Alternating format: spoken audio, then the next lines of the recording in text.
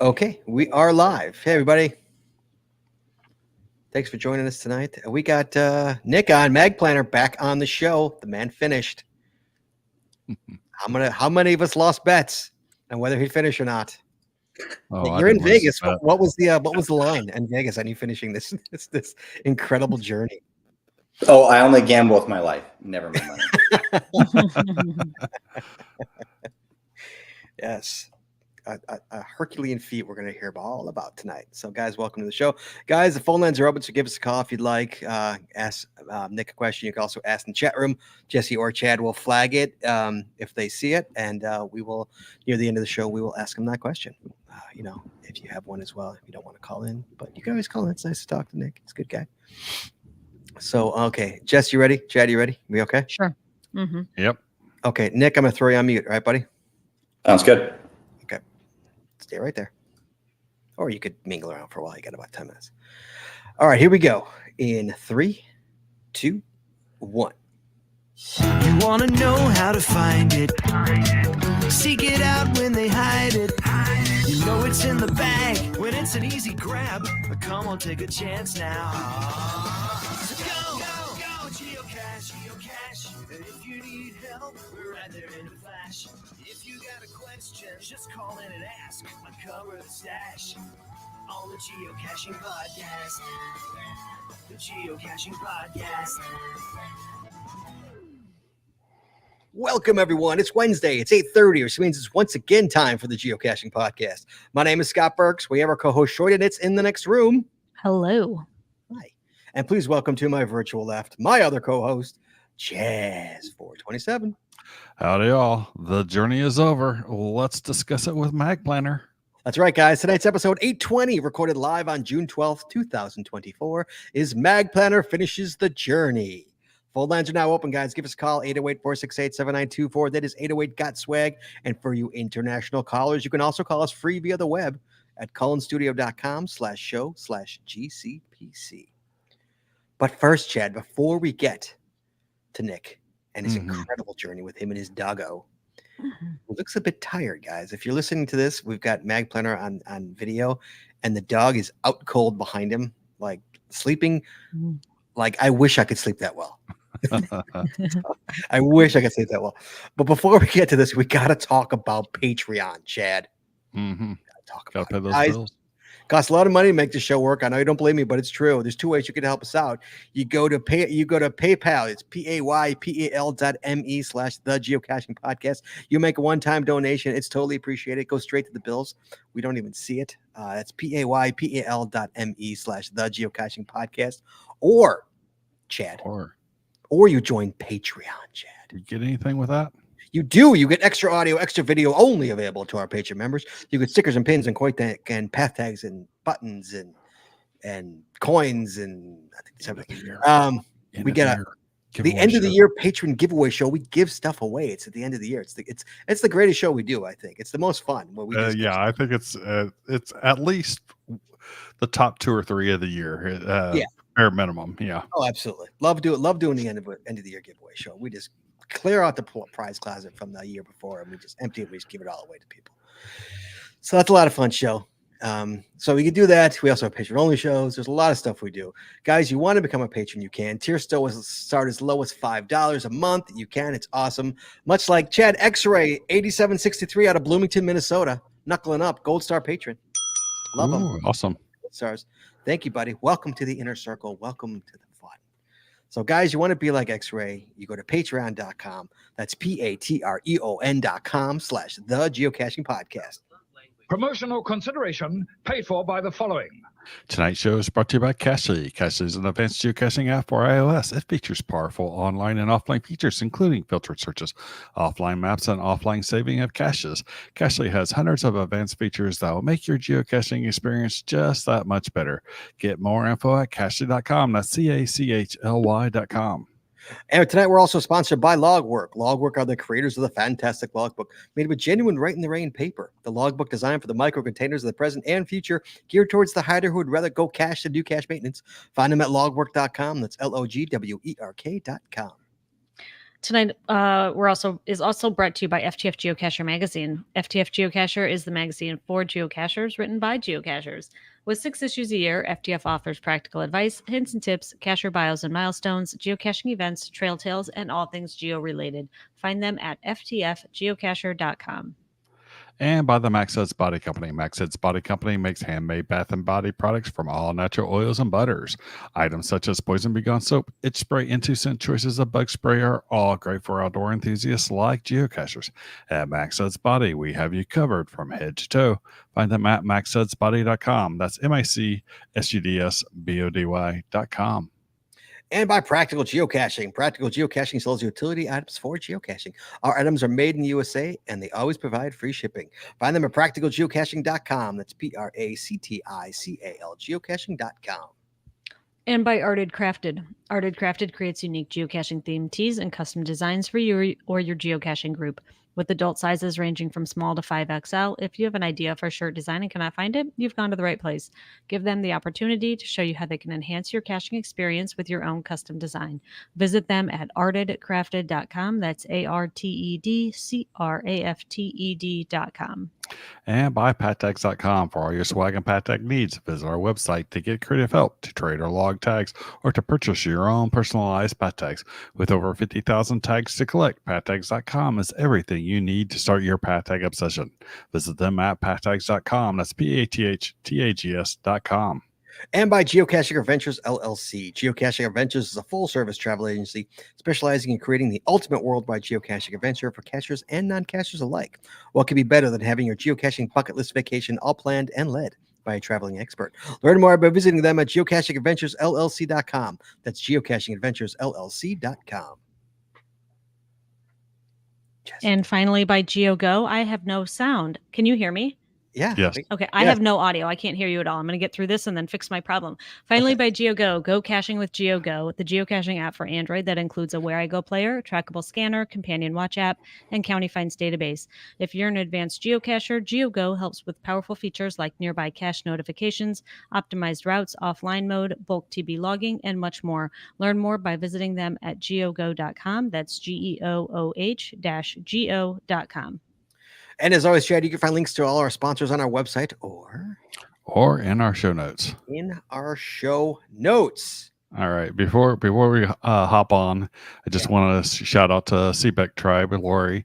She was the one that I was talking to that I was confused with Cool Cow Cachers that I thought I initially thought was Land Monkey. And if you know Cool Cow Cachers and you learn Land Monkey, you know that they look very similar. Are they really?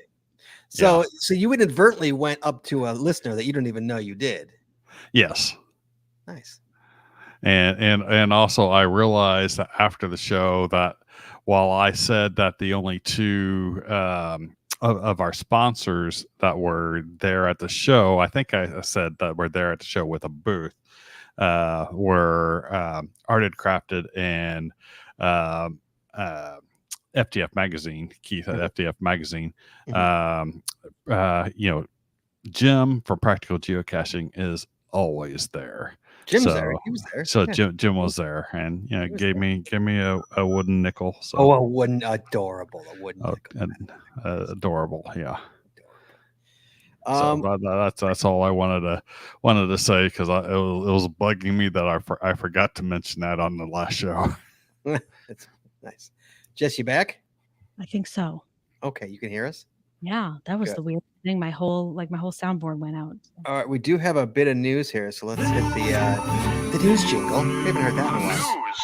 Who put this in there? I didn't put it in there. Who put the news in there? That sounds like it looks like a Jesse Brown ad. Go ahead. Of course, it's me. Introducing a new feature for mystery cache lovers. Yes.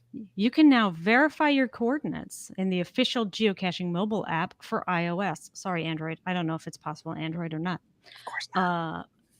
Go to the experimental features in the app and turn on the solution checker.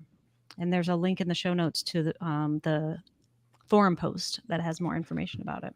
Interesting. So you couldn't verify coordinates before in the app? I think you could update it, but you couldn't do, like on the website, there's the box that says verify coordinates. And if it's correct, it updates it. Does it. Yes.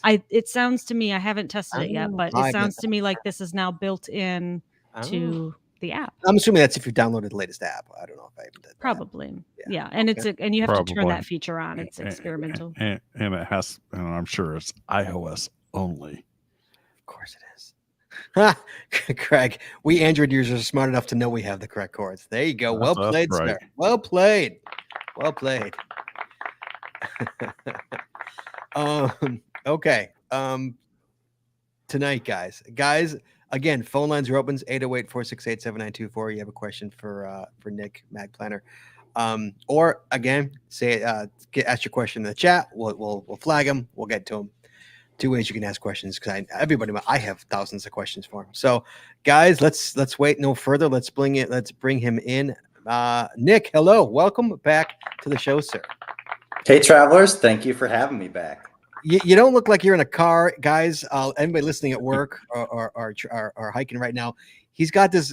It looks like he's in an apartment. It looks like an apartment with this huge couch behind him, with his dog out cold on the couch.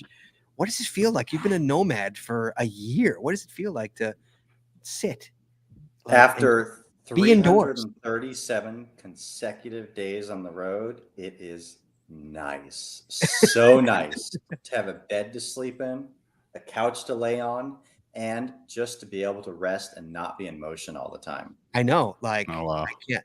I mean, TV. have you even watched TV, or do you just not watch TV anymore? Are you just done with TV because you haven't watched? I actually, I've been catching up on all the videos and other things I put off. So I've been keeping movies and stuff on the background, but it's basically an emotional support noise. Right. All right, so let's go back to the last time we talked to you. Last time we talked to you was around October, November of 2023.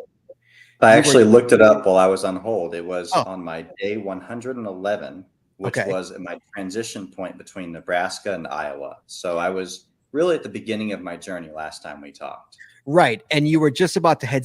I think you were going to start heading south because of the weather, because it was getting darn cold. Right. Yeah, so it sure was. so let's guys, as I talked to Nick before the show, our show notes are just nothing in them. I have nothing in the show notes because we're just going to talk to Nick, and Nick's going to tell us stories, and we're going to have some fun with Nick. So Nick, take us from there. Let's talk about from there. So you hit Iowa, you hit Nebraska, you start heading south. From Iowa and Nebraska, I actually came into Illinois, and right past your neighborhood, although I didn't need to come into Chicago because I've flown through there many times. But it was right about the time we were in Illinois where we first got that taste of winter, and the temperature dropped to about 20 degrees. And I discovered that I had no cold weather gear that was worth anything. And so I walked my frozen popsicle self into a Target that night in 20-degree weather and went and bought 3 sets of thermals and a big, thick jacket. Nice. And yeah, you definitely need that car camping. Oh yeah. Yeah, so I learned. I've car camped in 20 degrees, and it's cold. It is no joke cold. Mm-hmm. Jesse's done it as well. She was with me. It's a lot more bearable with a dog that has to sleep right next to you, because I just pull her next to me like a heater, both to keep her warm and to keep myself warm. Right. So if she gets up and changes position in the middle of the night, I just shift over and I'm like, come back over here. Come on, heater. So how long were you in the cold for before you finally hit the warmth again? So it was fairly cold all the way from the end of October through November. But by the time I got to Mississippi, it was warm again, coming out of those northern climates. And for the most part, I stayed in Texas through the winter, and then southern Arizona, southern California. And it did still have cold days there. There was a freeze time that was in Austin.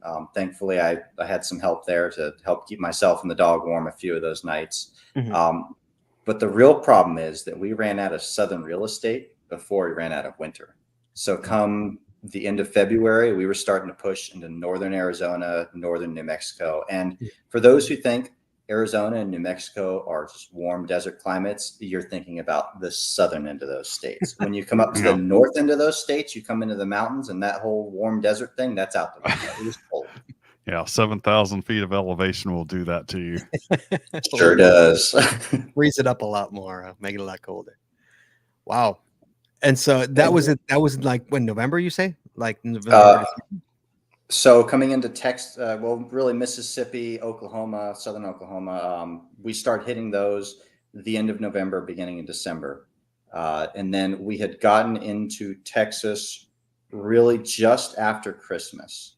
Okay. And then from there, it was all January in Texas because I was going to say, how long 254 did counties this take you?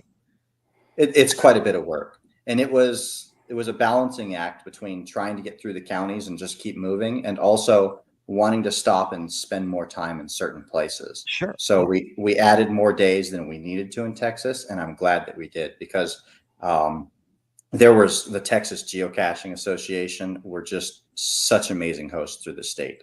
When we came into different cities, members of the Texas Geocaching Association hosted us. They hosted events. We attended CETOs with the two crazy chicks right before that freeze. We actually stayed with them for a couple of days, and that was amazing. And then in Austin, Atreides contacted me right when I was kind of debating whether or not I was going to take the time to explore the Capitol. And as soon as he said he wanted to go geocaching with me, the decision was made. All right, let's go check out the Capitol. He's a good guy. Yeah, he's a good guy. Yeah. It was a lot of fun. So how long I mean, Texas is a ridiculously huge state. How long did it take you? Like a month? About 30 days, pretty much right on the mark. It's Every the most day. time I spent anywhere.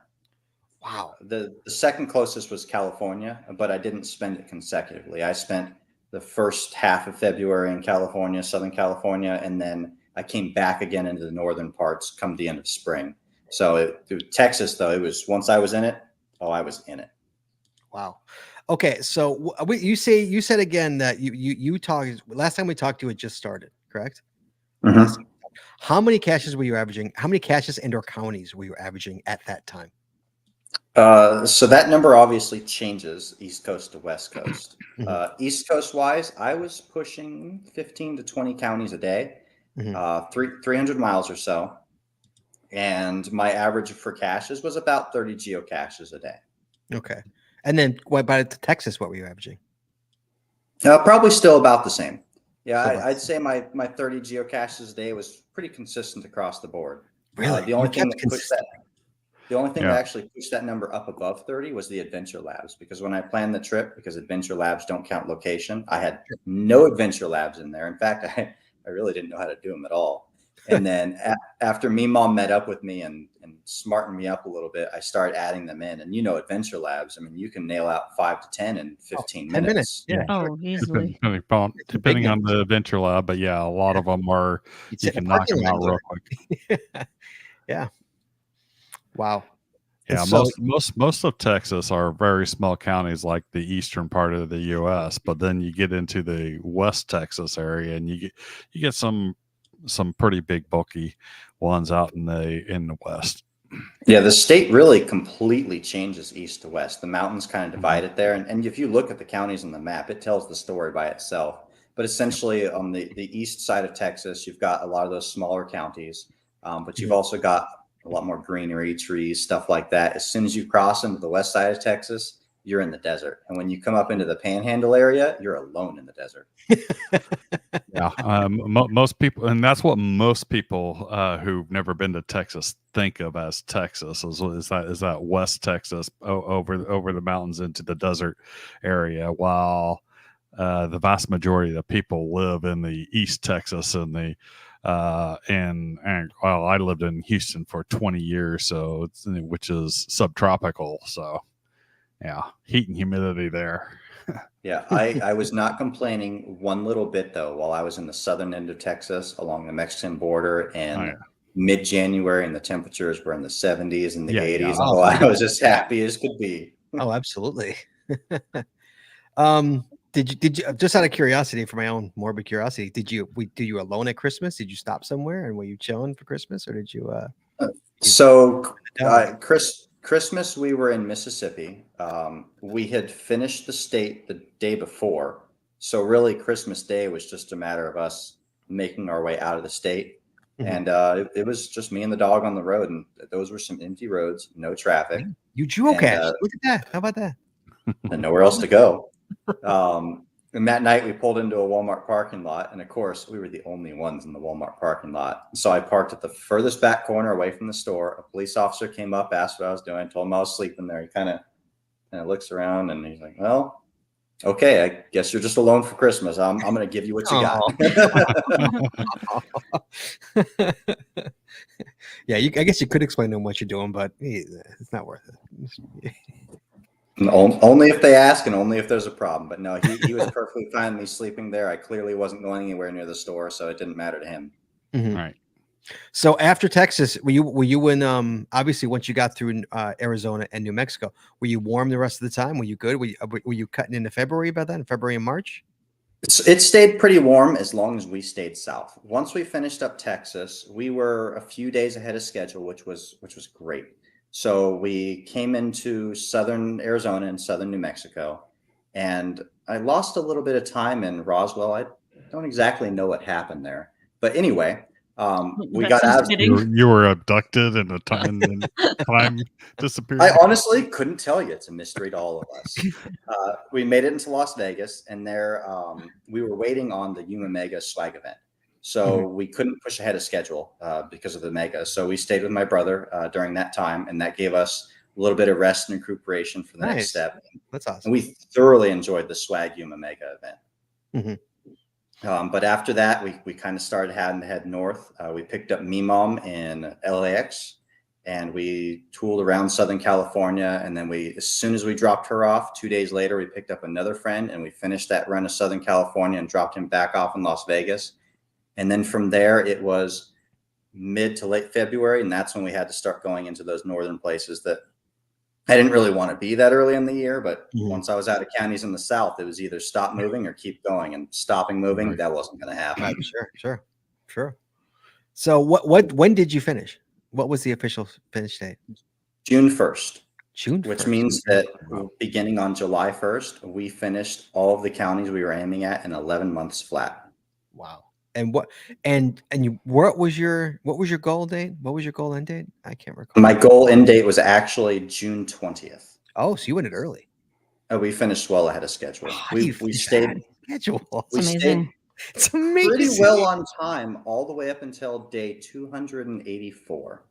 And then that's where things kind of fell apart a little bit, and I had to make some major plans changes, and that allowed us to actually get ahead of schedule rather than falling behind.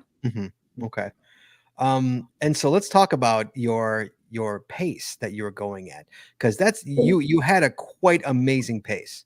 I mean, if you're averaging, even 15 counties a day, what do you think your average was a day?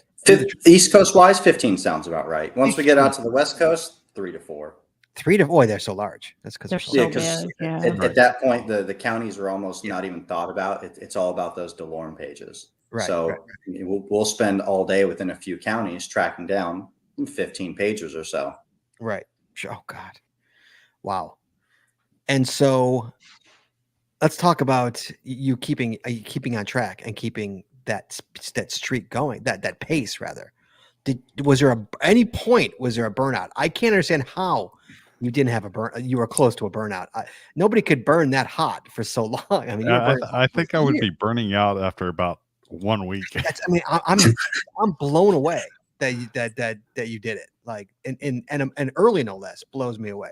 So let's talk about burnout. At any point, did we see a putter? Did we see a burnout? Did we see I'm struggling here?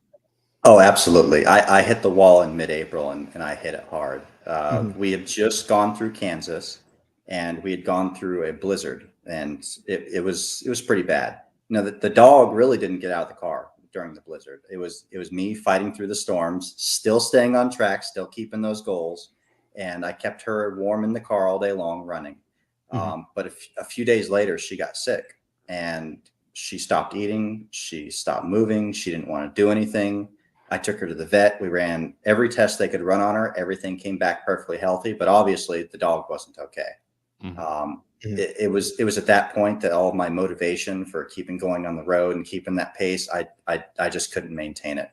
Seeing my dog in the condition she was in, I couldn't handle it. So the vet gave me basically a Hail Mary of medicine. They threw everything at me that could potentially help the dog without hurting her.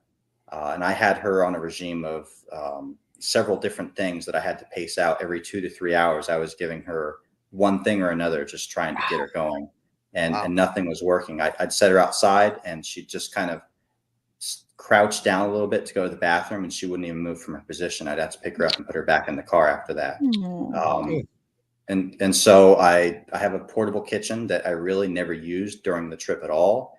But I decided that was going to be my Hail Mary of medicine, was seeing if I could get the dog to eat again.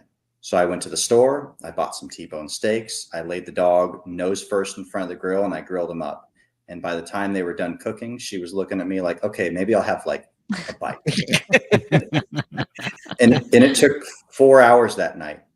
But over the course of 4 hours, I was able to convince her to eat that entire steak. Wow. And then the next day I did the same thing. And then slowly, ever so slowly, over the next couple of weeks, she started to get her energy back. She started to move around a little bit. And as she started to pick up, my motivation started to pick up as well. But it was clear by the end of that 2 weeks that I couldn't continue the way we'd been doing, because she bounced back. She was eating, she was getting out and walking, but she wasn't the same dog she was. Where we were doing easily 3 to 4 miles of hiking every single day, she couldn't. There was no way she couldn't handle that. So instead, I was just trying to get her out to walk maybe a mile-ish a day just to get her moving. And when she would walk with me, she walked slow. I clocked her, and her average pace is 1 mile an hour over even terrain. Wow. So we adjusted the plan accordingly. I started cutting all the targets that were major hikes that I didn't need to take. And so that actually allowed me to start getting ahead of schedule, because there were so many places in the plan where I was doing geocache targets that I could have gone for that lamp skirt lifter. But instead, I was going for something that was really cool up a mountain or down a trail, and all those started getting cut. And instead, I was like, oh, there's a guardrail down the road. Let's go get that. Right. And so 1 day shaved out, 2 days shaved out. And before we knew it, we were like a week and then 2 weeks ahead of schedule. But that's awesome. I love that. I love that you cared enough about your dog that you're like, all right, I will sacrifice this for her health. And just to remind everybody, tell us how old your dog is. She's 16 now. 16 years old. This dog took this trip. I'm just so grateful every day that she's still here with me. There's, of course, for something like this, there's a lot of variables that come into it, and a lot of factors that make you make the decision to go, oh, I'm going to tackle every county in the country. Yeah. But a big one of those was my dog. Before this started, her health was failing. She was moving around like she was her age. She'd been diagnosed with dementia. She'd spend hours in the corner staring at the wall. Like I put her on timeout. She became destructive. She'd destroy things. I could tell the difference by just looking at her eyes when she wasn't there anymore. And so I thought, well, I'll put her on the car. I'll put her in the car. I'll take her on the road with me. Bless you. And along the way, she'll just be able to get out when she feels like it. She can stay in the car when she doesn't. And she can just do what she's always wanted, which was to be close to me. And an amazing thing happened once we started on the road. She got younger. I mean, she physically was able to start moving around a lot more. Her mind cleared up. She didn't have any more episodes. She has not had a single episode since we started traveling. And that she stayed in that great shape all the way until we hit the wall in April. And when her health went, my motivation went. Sure. Absolutely. Yeah. I'm amazed that, I mean, was the vet like, she's 16. Like, I was vet like, let's help this dog. You know, let's get this dog moving again.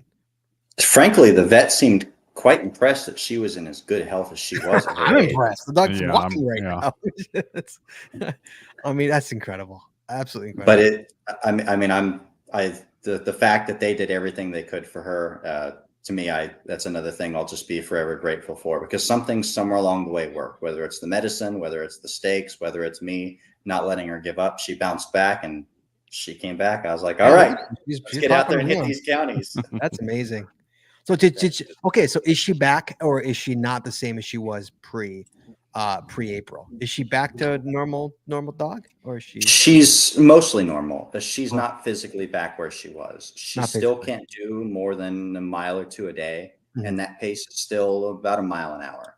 Okay. So I knew at that point, if we had to do a hike, because sometimes it was unavoidable for a target, it was a time commitment. For example, the Utah County and the Utah Delorme challenges, which were our first real challenges after she got sick, each of them required a couple of miles hiking. So I just set aside the entire day each time for us to do it, and it was about right. That's awesome. That's awesome. Good for you. Well done. Wow, that's amazing. That really is. I mean, that's scary. So that was your wall. So you're saying that was really your wall when she got sick, Absolutely. that was your wall. That was the only time though. If she was healthy through this whole thing, you don't think you would have hit a wall at any point? No, I think that if the dog had stayed in peak physical shape and mental health like she had been, I would have been right there motivated all the way through. That's amazing. Yeah, I just I know I would get burnt out. It's like if I saw it's only so much further more to go. I can maintain that motivation, but months on months. Yeah, when you're in the dog days, you're right there in the middle of it. Yeah, and you're it's just like, hitting. yeah, that would push me to a breaking point of not being able to sleep in a good, comfortable bed constantly. Car camping. I've done it. I don't enjoy it. I can do it, but I don't enjoy it. And then the hikes, the walking, the searching, the DNFs. Yeah. Speaking of that, Yeah. Chad, hold on, Chad. I'm gonna get back to you really quick.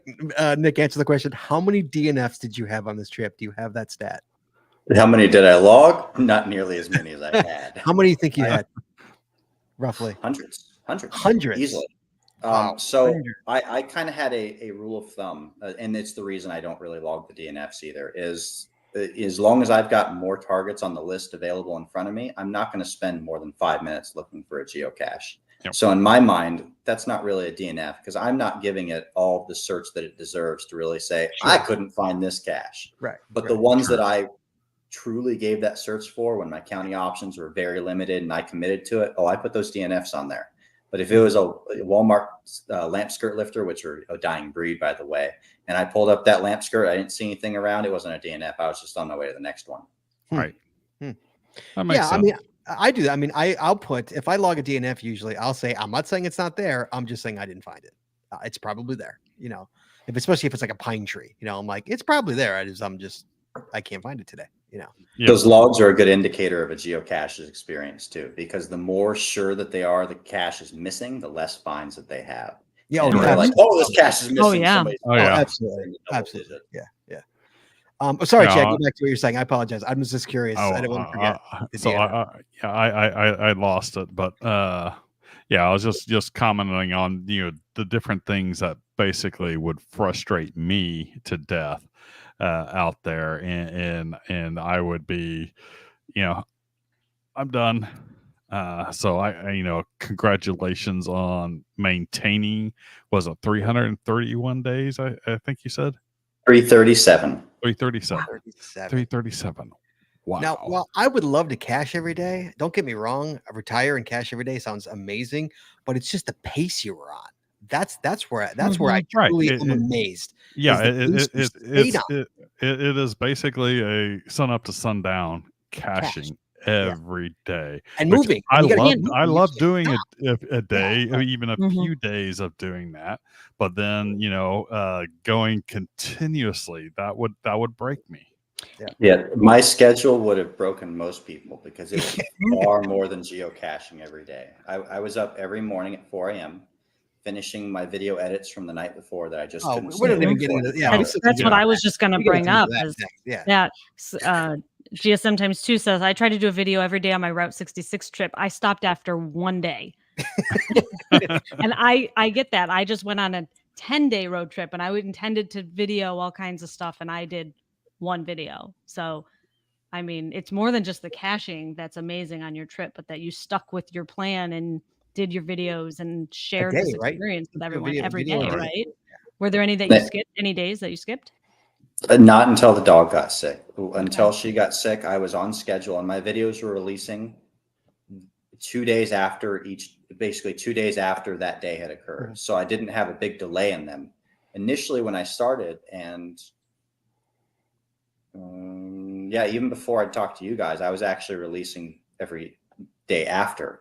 It wasn't until I got to Illinois and I went into the town of Casey with all the largest things in the world. Sure, created 2 videos that day, a part 1 and part 2, and I released the part 2 the next day and gave myself 1 more day of lead time, which helped immensely because one of Nice. my biggest problems was just uploading the videos.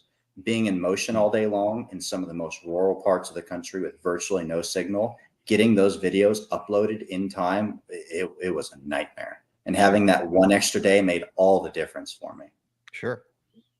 Yeah, like- Matt, I mean, if those like are large who- videos, it probably took forever to upload that stuff. It's like There I'm were going through days a where it town took with over 12 hours. Woo. 12 hours? Oh, God. Wow. Oh, Wow. yeah. If you're getting like dial up kind of, I mean, that's probably 100 meg, you know. Oh, Ah, God. jeez. Yeah. Wow. So kudos to that, man. Just the fact that you did that is amazing. That's absolutely amazing. All right, let's talk about your favorite state, just out of curiosity. Hmm. Boy, when anybody asks me about my favorite anything, I always give a different answer every time. The fact of the matter is, I won't settle on any one place and say that it was the best of anything because everything has little things that make it great in one way or the other. I could point to anywhere and say that about it. But I'm going to say a state that surprised me the most. There you go. was All right. That was my question. Nebraska. Nebraska. I had expected Nebraska to just be rolling cornfields and nothingness. And actually, there were so many amazing things to discover in that state that I had no idea about. Mhm. Like for instance, Taylor. That's a city I love to talk about. It has a very small population. I want to say it's barely in the triple digits, if that. But they have throughout the town over 200 plywood cutouts of people all over the towns, saluting the flags at the Veterans Memorial, window shopping at the stores, at the churches. And so while you're driving through town, I didn't see a single person, by the way. Oh, but it felt like there were people everywhere in that town. Right. Nice. That's funny. Very cool. Well, Yeah, well, that's. Oh, go ahead, Jay. was there any cache in particular that stood out to you more than any of the other caches, or maybe is your favorite find during the adventure? Oh, so many good geocaches out there. I'm going to have to just go for the easy answer here and go with Gilby. Gilby. How 'cause many did you get in Gilby, sir? How many? Almost all of them. No, Wow. we did not. Almost Except all of them. Except for some of the ones around the far outskirts and one that I probably should have gotten right in the middle of the town that I didn't. That day, actually, I almost quit and walked away. I'm not a puzzle solver, and the caches out there, they take quite a bit of brain work. So after Mhm. finishing the first dozen-ish or so, I was starting to burn out. And then I came across another cacher, and he was just on his very first gadget geocache when I came up on him. And I asked him, what are you doing today? And he's like, Gilby all day. I'm like, come on, let's do this. And the day just picked up from there, and it turned into such an amazing day geocaching with him.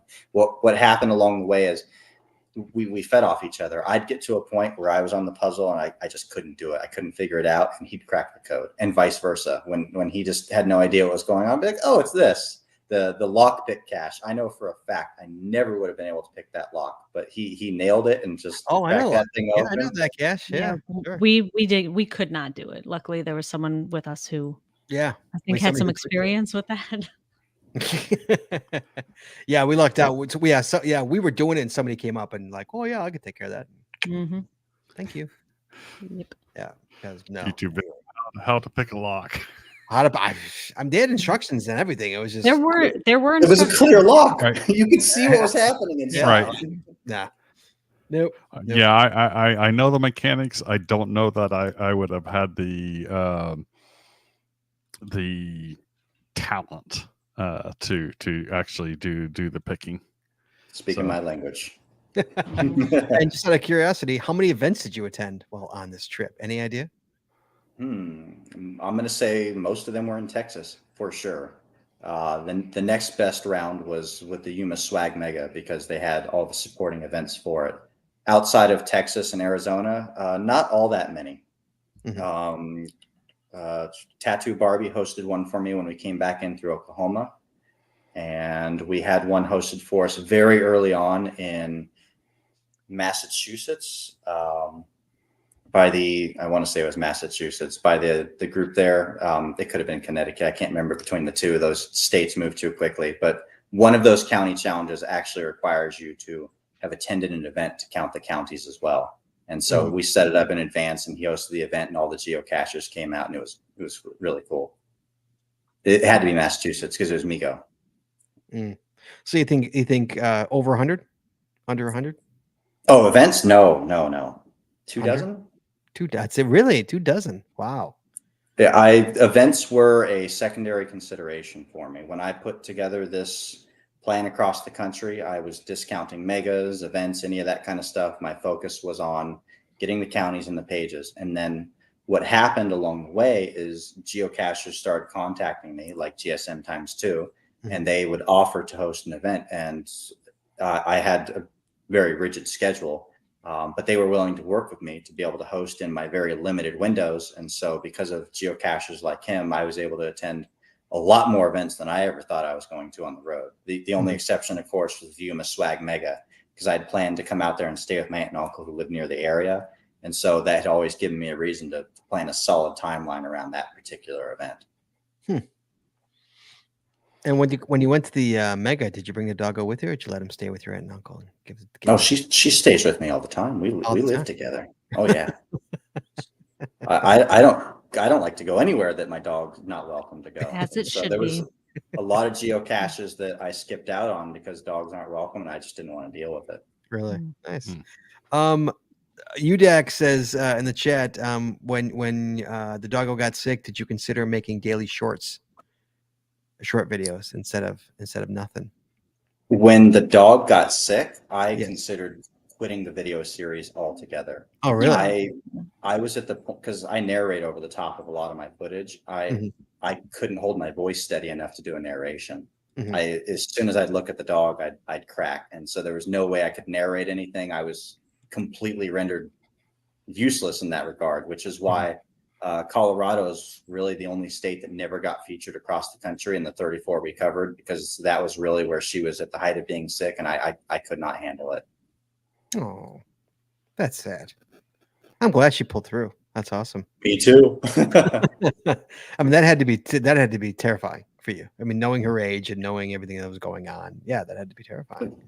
I'd always known it was a very high. Oh, absolutely, sure, of course. Make it to the end, and I'd accepted that coming into it.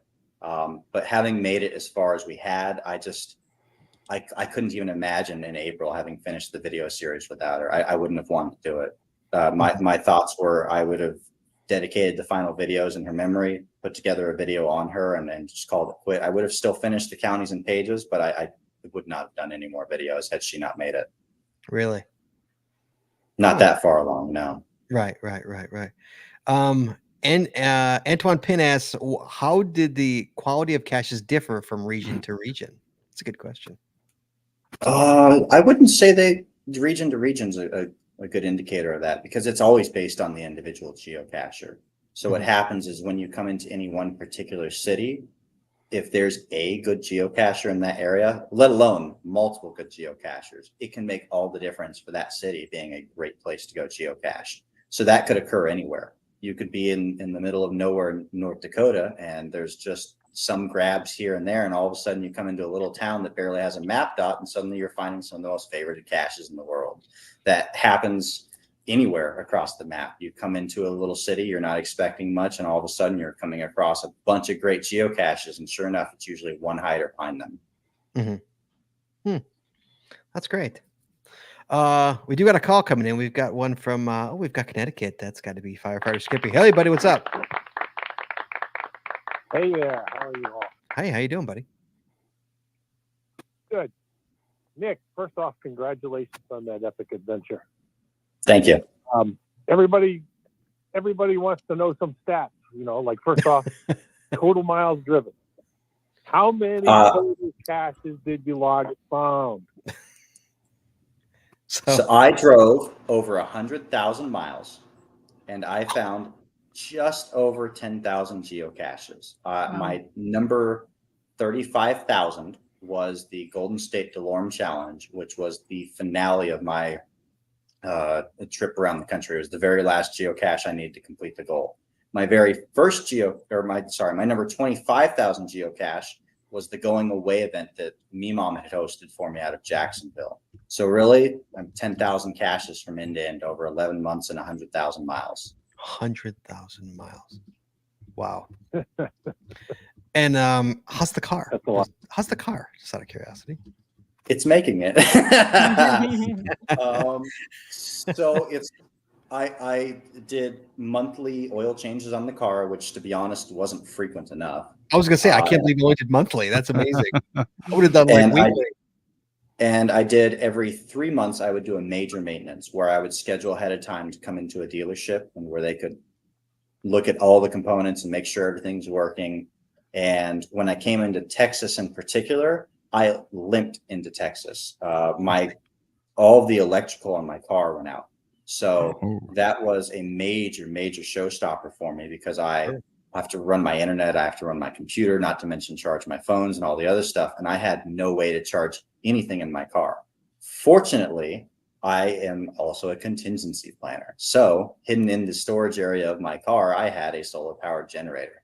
So nice. I was ready to go. And I was able to squeeze enough juice out of there. It came close, but I was able to squeeze enough to get me into Texas, to get me to the dealer, to get everything fixed in the car. Over the course of the miles, it also had some other problems. I had one accident, and I don't consider it my fault. I was sitting at a stop sign, and the lady ran into me. So I really don't hold that one on myself. And when I got out of the car and looked, I had just a little crack in my grill, and her whole front end was hanging off. So, wow. I mean, it was 100% her fault. I looked at her car, I looked at mine, said, "What do you want to do? Do you want to call this into insurance?" She said, "I'd rather not." I said, "Me too. See you later." Later. What about flat tires? Flat tires. Several times. Yeah. I think my first flat occurred in Nebraska. It was probably about 11 p.m. And I'm on this lonely road between the fields. There's nothing out there. And this truck comes rumbling along, and the two guys get out, and I'm torn between letting them help because they want to help me, and I'm also not wanting to get down in a vulnerable position while I have two guys there that I don't know over me in the middle of nowhere. Sure. But it worked out. I'm here. And it was really fortuitous, because just when I got the tire off and I'm ready to put the new tire on, the guy goes, "Okay, I got it from here." He pulls a tool out of his car and just all the tire goes back on. Nice. I'm on my way. And then the next morning, I was sleeping at the tire place. So I woke up when they came in, and I was the first one serviced. I was out of there within an hour with a new tire. Nice. Awesome. The worst one, though, happened in Idaho, and I got so incredibly lucky. I was coming around this mountain road, and it's an area where the signs say no stopping for the next 10 miles because of risk of avalanche. So, or rock slides, avalanche, whatever it is. So I'm coming around the mountain road, and as I'm coming around the bend, there's a big rock on the road, and I have two choices: either hit it or swerve into the opposite lane of traffic and hope that there's not a car coming my way as I do so. I wasn't willing to take that risk, so I hit the rock and immediately had a blowout. I managed to keep control of the car on the mountain road and brought it to a safe, quote, safe place to change my tire. And it was directly under this steep mountain slope that was filled with rock and snow. The whole time I'm changing out to the donut, I'm going, this is going to be it. This is going to be the moment. This is it. Wow. That's amazing. Skip, anything else? No, that's it. All right, buddy. Thanks for calling. Night all. You be well. I just did actually want to give a shout out to Firefighter Skippy. He was one of my very first subscribers, tuning in from the very beginning, and I believe he's the one who brought me to your attention in the first place. So thank you for that. Absolutely. I'm glad you tuned in. He did. He said, "Have you heard about this guy?" I said, "No. Let's get him on the show. That sounds incredible." So yeah, Skip is the guy who brought you to us. Okay, we know how many miles you drove. Okay, so just out of curiosity here, and you might have told us this in the 6 months ago, but I can't recall. How many miles did you have? Well, first of all, what is this beautiful car that you had? What kind of car? So we all know what kind of car to buy. I drive a Mazda CX-9. It really is a good car. Mm-hmm. I ripped out the second and third row seating with the help of a friend of mine. We built a new base into it so that it would be completely flat through the car. That gave me one side for my loadout and one side to sleep in with the dog. And I want to say it's day 59. I just feature a tour of the inside of the vehicle and all the bins and kind of show the loadout of what I did with the car. Mm-hmm. And how many miles did you have on the car pre-trip? Just below 80,000. So you have 180,000 miles on the car right now? Yep. And it's running pretty good. How's it running? It's running fantastically. Mm-hmm. Wow. Well done, sir. 180. Wow. And it was a trooper through most of the trip. Wow. You had that one trouble, but other than that, it was a trooper. Started every day? Any no batteries issues? Always? No issues at all. I mean, beside the electrical failing, and to be honest, I think that was my problem in the beginning. I think I fried it by overloading the circuit breakers, whatever in my car. Mm-hmm. Because after I got everything fixed in there, I began distributing my power load using the other outlets that I hadn't used in the car before, so that nothing was pulling power off of one spot too much. Mm-hmm. Well, see, that's what fuses are for. So, I mean, they, that's Mazda's fault if they undersize or oversize the fuse and the wires back behind it are getting melted from because the fuse isn't blowing. But anyways, so you're on the road for almost a year. What's the best story you got? The best story I've got. Best so story. Many stories. Give me the best. You're in a bar. You tell people you're going to tell people one story of your time on the road. What story you tell? Think on this for just a moment. The story is I spent 337 days on the road. I mean, that's the story. And someone says, "Give me your best story." So it's more of a story of just overcoming stress and still rolling with it. The Arizona DeLorme Challenge Final. So I had coordinated with all of the county and DeLorme Challenge owners across the country before this trip began, and I didn't even begin my coordination until I had my entire plan in place. That way, as I talked to them, I could show them a viable, here's what I'm planning to do, here's the timeline, and what I discovered along the way is that while the county challenge owners were mostly willing to work with me and be able to meet me to sign it or whatever the case may be, the DeLorme challenge owners were not. It was very difficult to get coordinates for the finals. It was very difficult to get any of them to accept meeting me before I could send them a complete file of already found caches, which would mean that I would need to complete the state, wait 24 hours to have the data available, run it, then send it to them, then come to meet them. So the Arizona DeLorme Challenge, I coordinated with the owner and he gave me the coordinates for the cache. And then I went out there and of course I didn't have any data because it's in the middle of the mountains. Well, come to find out, 2 days before I'd gotten there, he went up and picked up the geocache and moved it. So it is a 2-mile hike straight up into the mountains to get to the final. I spend well over an hour searching around, can't find the geocache. Of course, now at this point, my mind is blown because it's a huge deal. So I come down all the way off the mountain enough to get signal. I contact the owner and he actually responds to me very quickly. He says, "Oh, I moved it. Now it's on another mountain, another 2 miles away from there, the other direction." The sun's going down on me. I'm in an area where it's supposed to be daylight only. And I make the decision, I'm going for this. So after 4 miles around from the first mountain, straight up the next mountain I go to go get the Arizona DeLorme Challenge in its new location. Wow. It's like, why would they move something? It's like it's up in the mountains, for Christ's sakes. It's like, why do you need to move this? Wow. Yeah, that one I didn't get to the bottom of. But as frustrated as I was about that, I would wipe all that off the slate just for the fact that he was able to get back to me as quickly as he did. So Yeah, absolutely. I'd say 4 miles later, 2 mountains later, all was forgiven. And I was happy to have my name to that log. Right. How many times? A question in the chat room. How many times did you introduce muggles to geocaching? How many times did people go, "What are you doing?" Did you? I actually anytime anybody would ask, I have my cards ready. I'd hand it to them and start telling them about geocaching. And of course, when I describe what I'm doing, their eyes would go as wide as saucers. Yeah. And they would be somewhere between a look of disbelief and a look of, this guy's crazy, I've got to get out of here. right between those two. But I was happy to take them with me. And there were several times where people would join me on a geocache hunt. One of my more recent releases, I met up with this trucker, Carlos, and I described what I was doing. And he, I got that halfway look of both ways. And I was like, well, let me show you a geocache. It's only, about a quarter mile this way. He's like, okay, I'm in, let's do it. And so we hiked out and found it. That's so funny. Nice. Wow. Awesome. Really? That's awesome. That's funny. Jess, you got a question?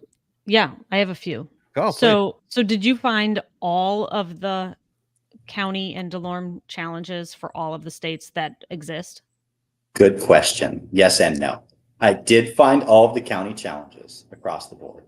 For the DeLorme challenges, I only targeted one version for each state. Most states only have one version, Yeah, but like, there for are a instance, couple. California has two, Tennessee has two. There's Minnesota, I want to say, has two. So I only targeted one. I focused on that. Wyoming, I did not get that DeLorme challenge final for. And I knew that was a risk early on in the planning process because it was the only state that I could not find a reliable resource to be able to verify my pages. So when I came to the end of my planning cycle, I had a lot of maybe it's in this page, maybe it's in that page notes, and I never resolved them. So I went through the state and lo and behold, once I ran my check to see where I was missing quite a few pages. But that was also the time where my dog was sick and it wasn't going to happen.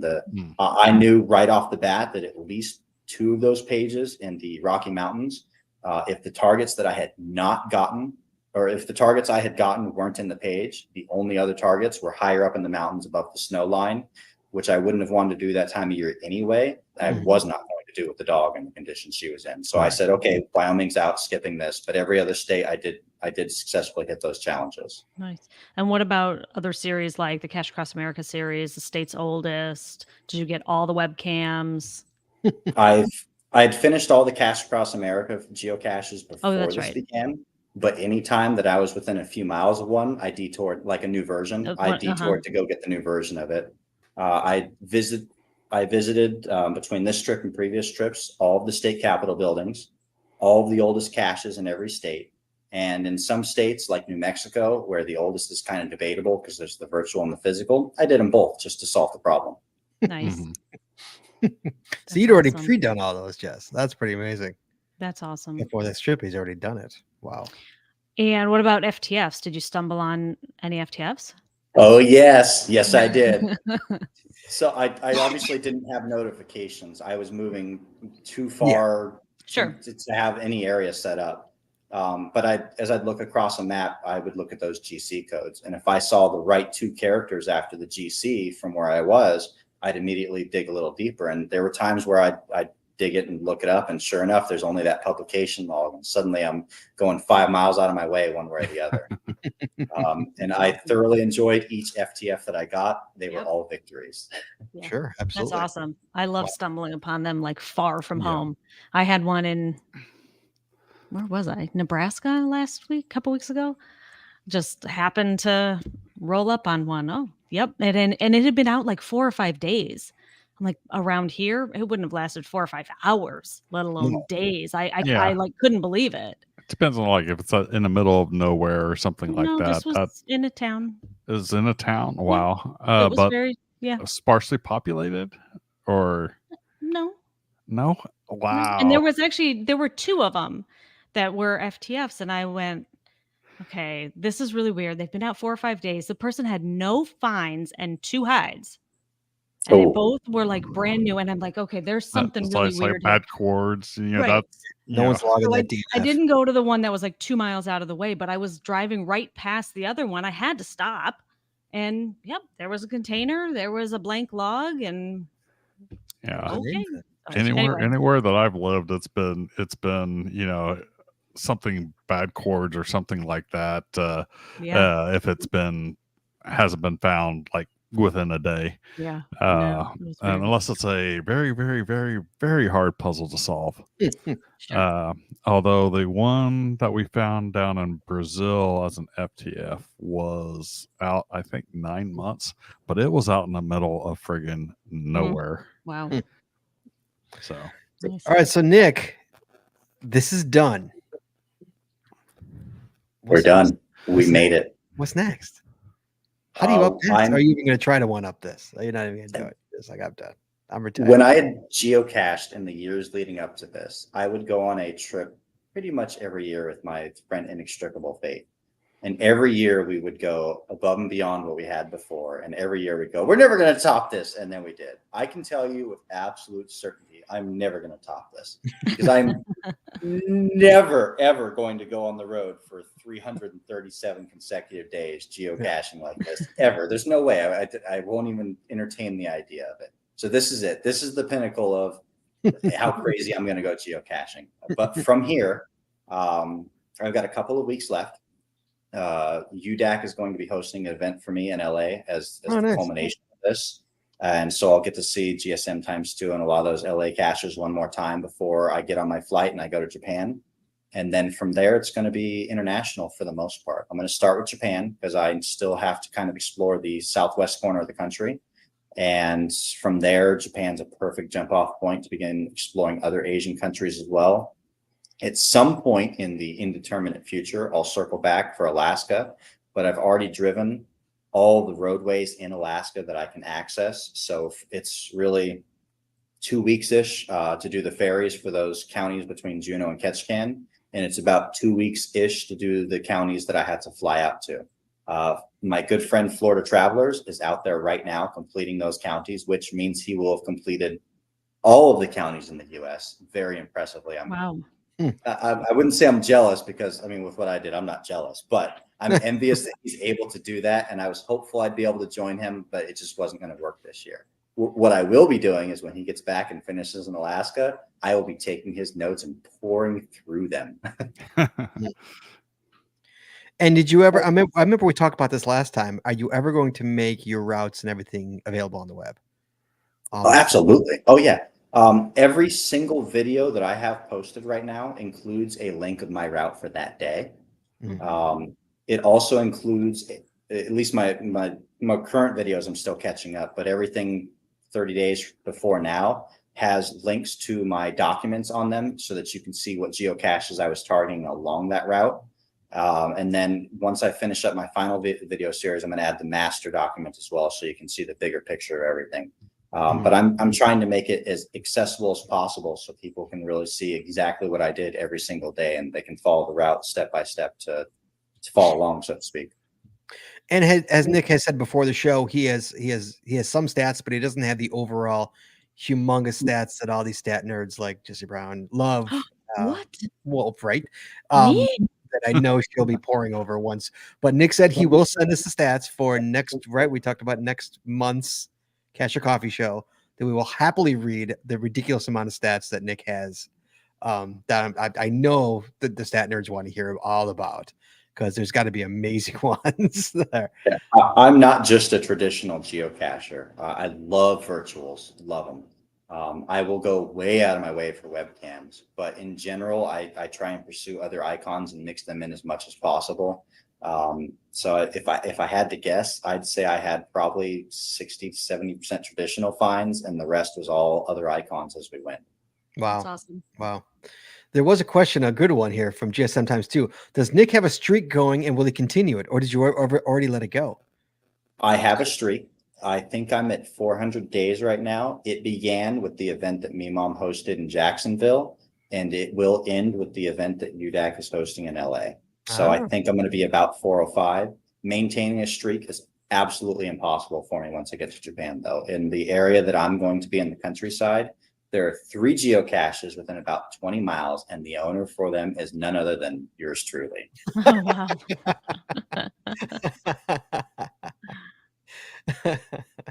That's awesome. So what are you going to do with the car, by the way?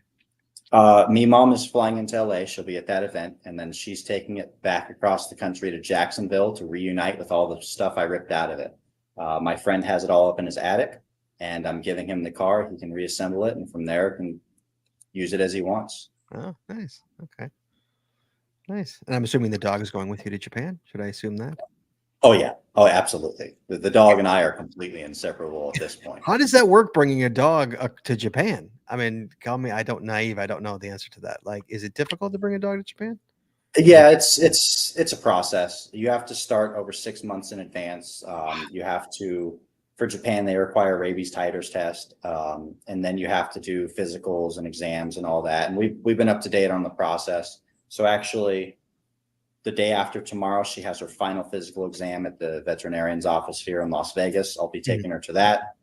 They'll do the final checkup. They have to send those documents to the USDA with the endorsements. We get them back. Those come with us to Japan, and that allows us to skip the time where they're supposed to hold the animal in quarantine. Because there's no way my dog's getting held in quarantine. It's not going to happen. Right. Yeah. Isn't that for a long time too? I think it's a while too. It can be up to that 6-month period if you don't do the process correctly. Oh, that's insane.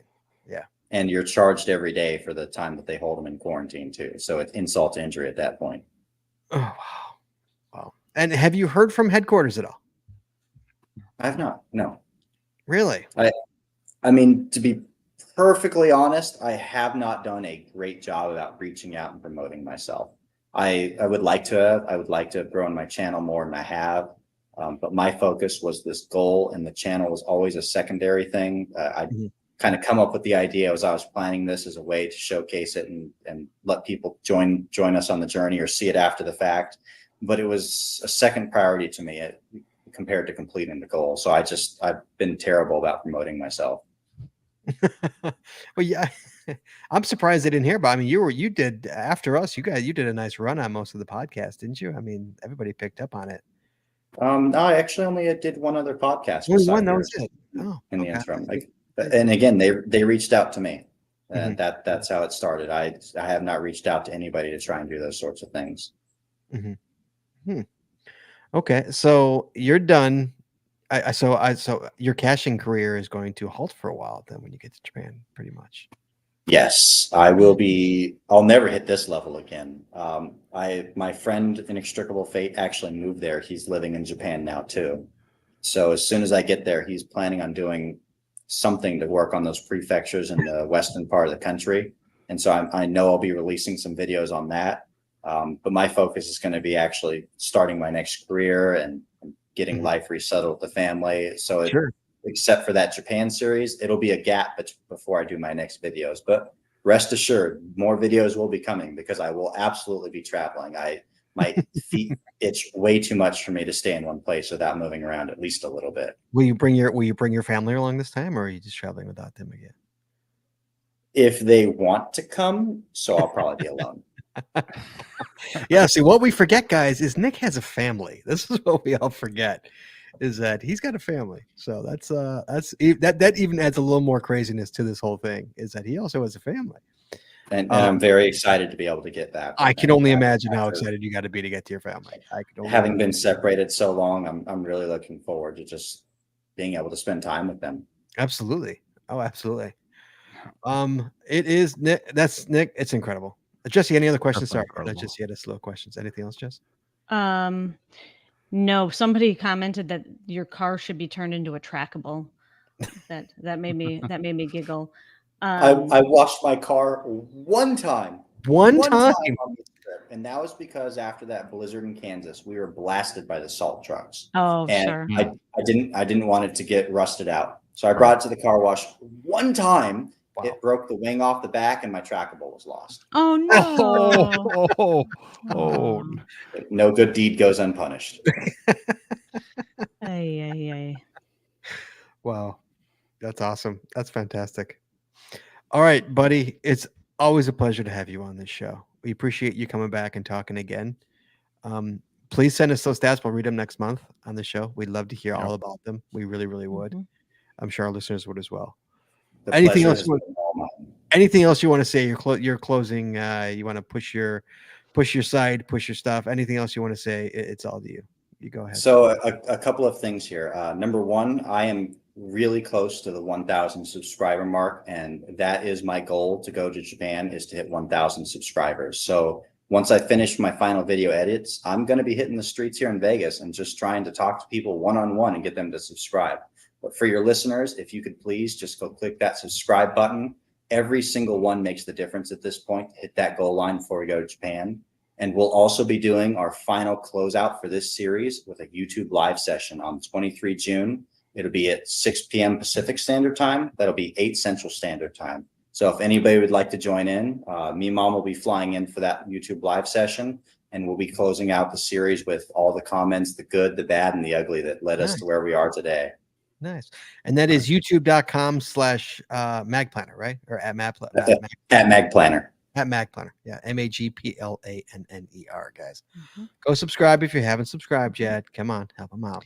And if you want to see the states, it looks like your website doesn't have all of the state maps loaded. I know you put them in your videos, but they're not on the website. Most of them are, though.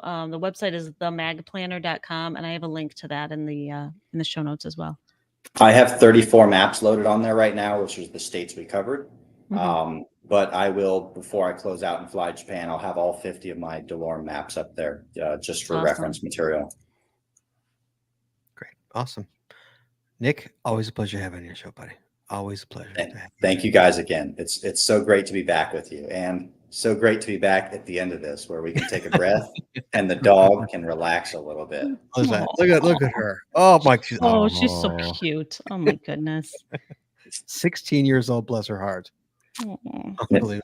And we are wearing matching shirts, courtesy of the Two Crazy Chicks. They printed us several shirts, and these are the Texas County Challenger shirts. So if anybody would like to discover the dog's new shirt, her trackable code is PYWDCB. That's Papa Yankee Whiskey Delta Charlie Bravo. Please feel free to discover the dog and leave a nice comment on her t-shirt. Adorable. All right, buddy. Nick, you stay right there, okay? Do not leave, okay? We'll be right back. You stay right there. Thanks for joining us, buddy. Chad. Yes, sir. Next week, buddy. We get that off, don't we?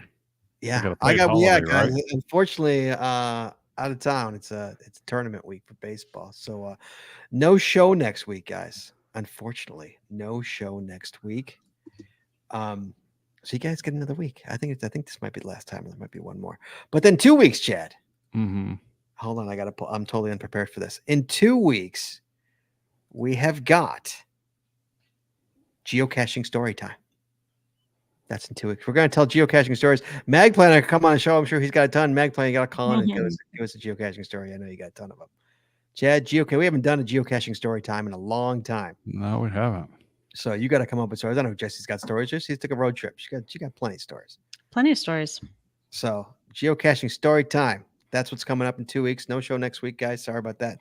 But that's it. That's the show. Thank you to Magplanner for coming on the show tonight. Thank you, Jesse. Thank you, Chad. Thank you, everybody in the chat room. Thank you for Skippy for calling in. Guys, you guys are appreciated more than you know, so we appreciate it.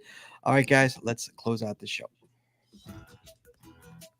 Please join us again every Wednesday night at 9:30 Eastern, 8:30 Central as we stream live on Facebook, Twitter, YouTube, and on our website, geocachingpodcast.com. The archive video versions of our podcasts are available on our website or on our YouTube channel, and the audio versions are available wherever you find your favorite podcast. If you like the show, please head on over to Apple Podcasts and rate, review, and subscribe. We really appreciate it, and it really helps the show when you do. If you prefer to watch the show, make sure you click that subscribe or get notified buttons to know exactly when we go live. And hey, if you haven't already, please consider becoming a patron of our show. With tiers starting as low as $5, you will get a ton of additional information, extra video, extra audio, only available to our patron members. Please head on over to patreon.com today and subscribe. That's patreon.com/thegeocachingpodcast. Thanks once again to our sponsors, Cachly, Logwork, FTF Geocacher Magazine, the Max Ed's Body Company, Practical Geocaching, Art & Crafted, PatTags.com, Geocaching Adventures LLC, and GeoGo. Please visit our sponsors, and when you make a purchase, you tell them the GCPC sent you. That's all we got this week, so we'll see you next week talking geocaching, taking your phone calls. In the meantime, be good, be safe, hug your loved ones, and we'll talk to you guys next week.